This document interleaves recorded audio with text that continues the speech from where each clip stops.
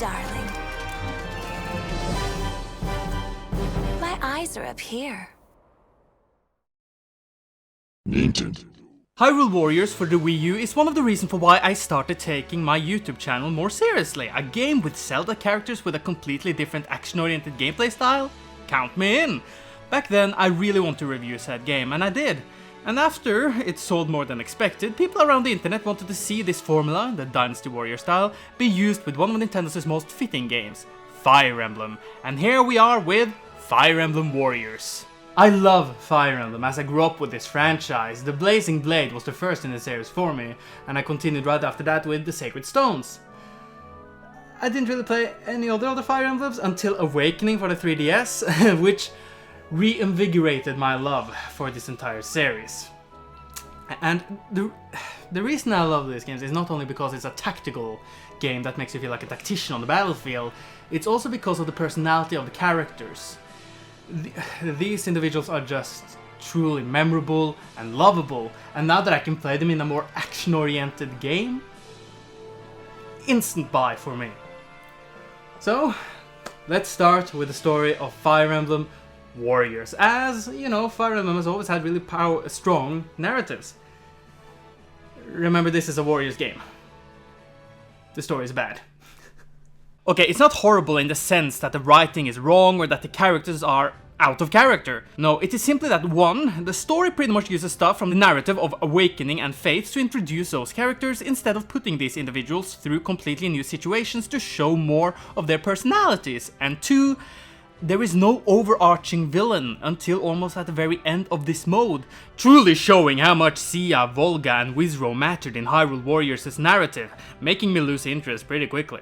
Another thing that might be the reason for my lost interest is the 2 original main characters, the twins Rowan and Liana. Being a prince and princess of their own kingdom, they are expected to take the throne from their mother soon, even if both of them hold no interest in being ruler of their people. However, before any of that can happen, monsters attack, making the twins escape from their home, in hoping of reclaiming it with the help they gather along the way, hoping to find the Gleamstones for the Fire Emblem. So it sounds pretty basic, which it is, even if there are a couple of twists and turns here and there. So through this roughly 10-hour-long journey, I did, as previously mentioned, lose interest, making me almost skip the dialogue to finish the adventure, as when you complete this mode, you'll unlock all the maps for the History mode, working as Hyrule Warriors' Adventure mode, which is where you'll spend most of your time with this game. Now, that being said, I never got tired, as the gameplay is addictive as it can get. Repetitive might be a more negative-loaded word, but while the conversation and downtime of the narrative made me impatient, I couldn't wait to start a new chapter just because of the mechanics. Apropos of History mode, this place is where you will go through tons of missions through 5 maps based on the games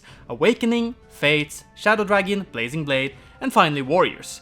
These missions can be all from Arena Fighter, where you have to beat up a couple of opponents, a timed onslaught where you have to beat as many enemies as possible before the timer goes down, a pincer attack where you have to beat 2 opposing armies at the same time, and more. You will unlock new weapons, characters, and the late game will also be here, as the maps will slowly update after several matches, going all the way up to level 60 missions.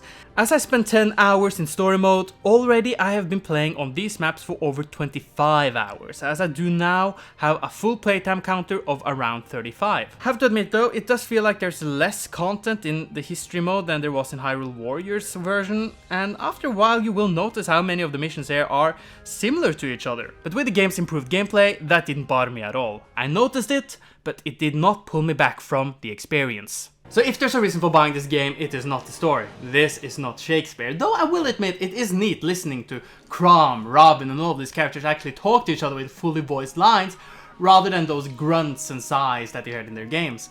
What I also really like is that in the History mode, in the maps that they from the game that they originated from, like in you can be in Kaelin from the Blazing Blade, Lyn will voice her uncertainty for Chrom's fighting style rather than Hector's. And there's plenty of like fan service like that. And you know, the main reason for buying this game, or any Warriors game for that matter, or that I can imagine, is the gameplay. The mechanics are quite simple. You have light attacks that you can end with a heavy attack to get different combo enders. Every warriors have their own special attack once you have filled up their warrior gauge, an awakening mode which boosts all of your stats and give you a final super move if you want to.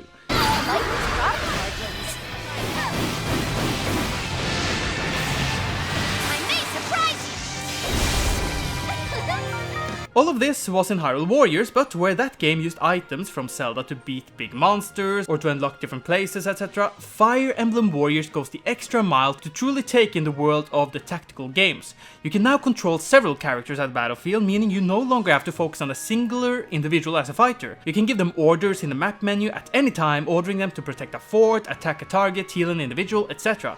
This really made the game for me, as I had this in mind when playing the Wii U game, feeling more like a tactical mastermind during war. This game can also be quite difficult. You will even get the choice at the beginning if you want to play classic or casual. Classic being that if you lose a unit or a warrior during a match, they will stay dead. I prefer casual because, I don't know, this is a very casual game, if you ask me, so I just like to relax while playing them. Pairing up is also here from the Emblem franchise, boosting your stats. The support will protect the vanguard every now and then, a support attack, and if you feel both of the characters' warrior gauges, a dual super move. Now, Kron! Got it. Let's go, Robin. Let us open a path to safety. Together. Well fought. Every warriors also have their own character tree to boost them in some way. They are split into 3 categories. Attack crest, where you can get more combo attacks, get more time in awakening mode, etc. Defense crest, boosting your defense against certain weapon types or allowing you to use more healing items during combat. And boost crests, giving you the potential in using higher ranking weapons, adding a special character trait like doing more damage in awakening mode, or what you should do no matter what to every character. Promote your class to gain an extraordinary amount of stat boosts. And a new costume.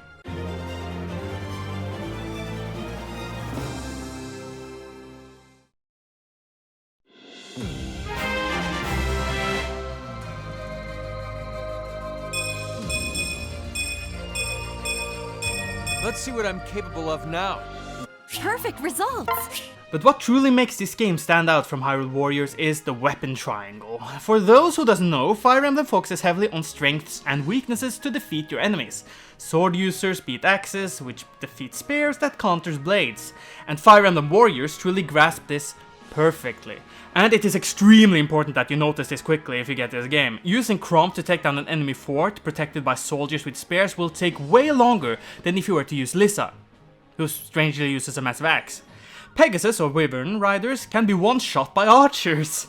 If you have a sword with the affinity of anti-armor, you can beat heavily armored spear units in 2 or 3 hits. This is the reason for why I really like this game. Before every battle, I make sure that my units are where they should be on the map to make sure that they face off against those with disadvantages against their type of weapons, actually bringing some thought into this so-called mindless button masher of a series, and I love it. Though I'll is much lover, that does not mean that the gameplay is flawless. Far from it, actually. One of the biggest negatives that I can think of right now is that some of the warriors and even the foot soldiers on the field have the same moveset.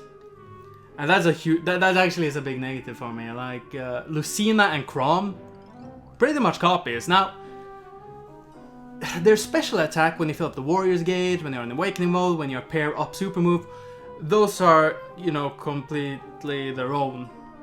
But every light attack, heavy attack combo, they're pretty much the same. And I don't want to hear the argument that, well, in the original game that they were from, Awakening, Lucina is pretty much a copy anyway.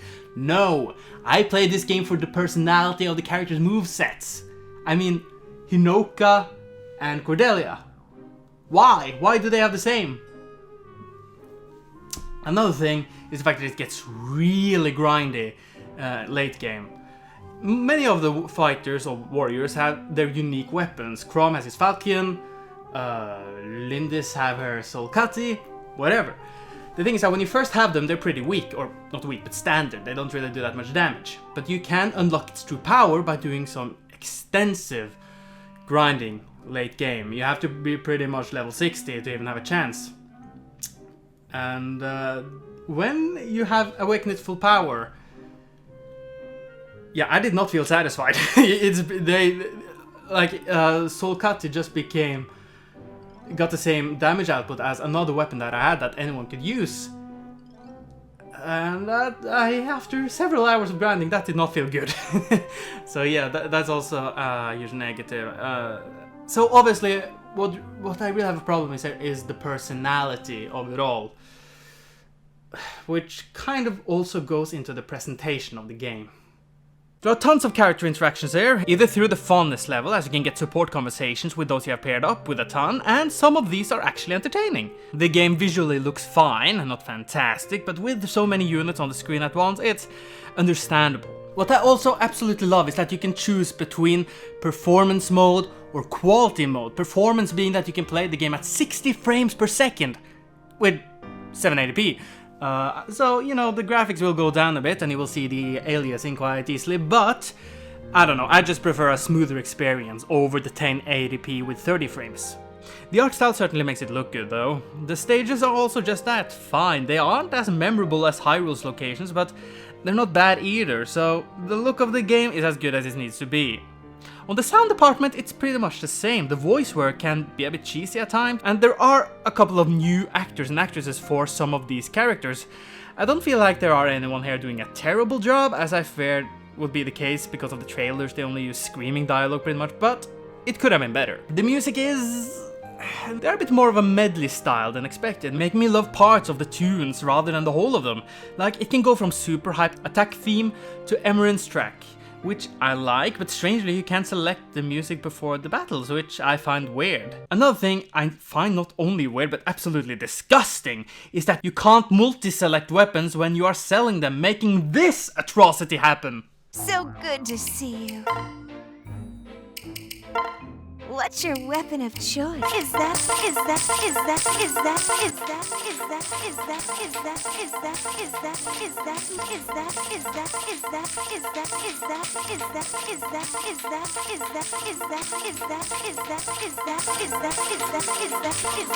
And what also grinds my gear to no end is that the awakening mode music is literally a 30-second loop. What were they thinking? I love the main theme of Fire Emblem as much as any fan, but listening to this horrible loop made me mute the TV every time I got into this mode.